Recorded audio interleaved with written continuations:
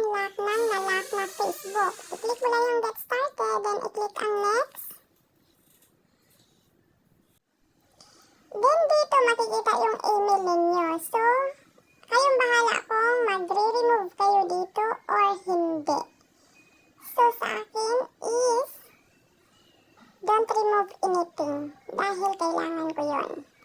Then, dito i-click or ilagay nyo lang ang inyong Facebook password. So, make it sure lang na tama at naalala nyo kung ano yung password ng inyong Facebook account. Then, pag nailagay nyo na inyong Facebook password, i-click lang ang Save Changes.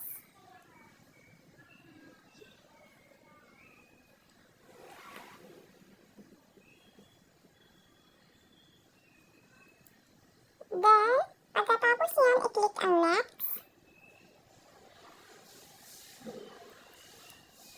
And then, pagkatapos, i-click ang Review Recently Activity or Back to Facebook. So, bakit ka mag-back to Facebook? So, kailangan natin ng review, diba?